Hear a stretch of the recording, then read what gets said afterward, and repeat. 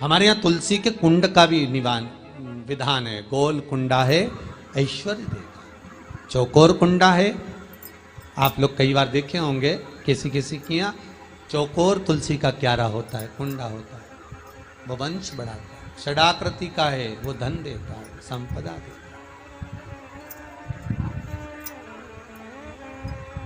दोष हमारा है, हम तुलसी के कुंडे के नीचे शंकर जी को रख देते हैं। क्यों? कि यहीं तुलसी जी को पानी चढ़ाएंगे, यहीं शंकर जी को चढ़ा देंगे। दोष है। तुलसी के कुंड के नीचे हम सर्पदेव को रख देते हैं, नाग देवता रख देते हैं, पानी चढ़ाएंगे, पात्री रख देते हैं। नहीं, दोष।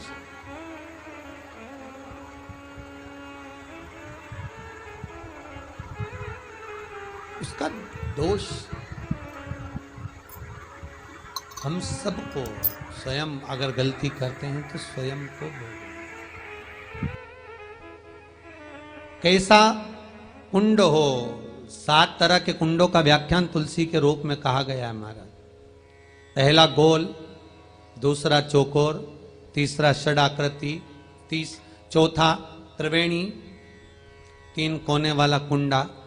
शास्त्र कहता है जिसके मार्ग घर में टुकड़े हो रहे हों, घर विभाजन की ओर हो रहा हो, तो 3 कोण का कुंडा घर में रखकर पूजा करने पर परिवार एक हो जाता है।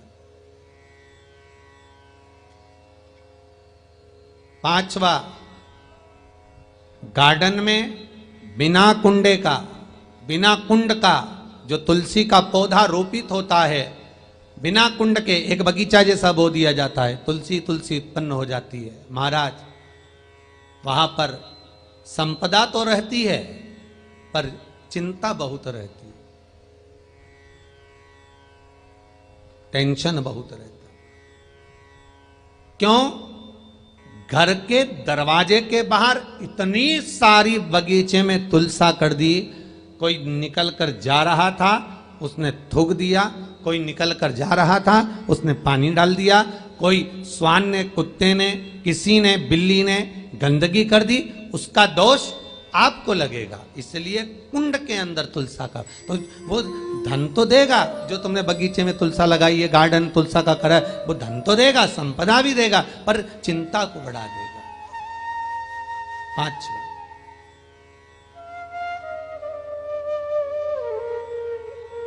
महाराज, 6, तुलसी के कुंड को 3 धार पर लटका कर रखना। कई जगह पर आपने देखा होगा तुलसी का जो कुंडा होता है उसको 3 जो तार होते हैं, 3 जो चेन होती है, उस पे लटकाया जाता है। महाराज,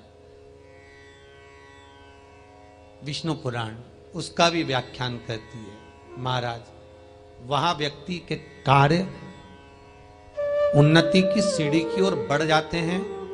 जैसे भोजन की थाली लग गई, भोजन तैयार हो गया, बस खाने बैठे हो और थाली खसक गई, समझ लेना कि तुलसी को अधर पर लटका कर रखा है।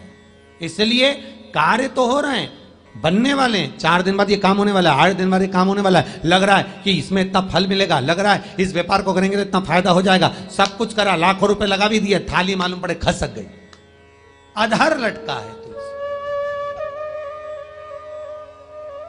7 क्रम है तुलसी के, ये 6ठा क्रम बताया।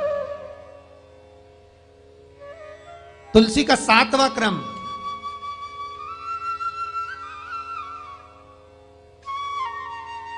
तुलसी का 7वां क्रम है।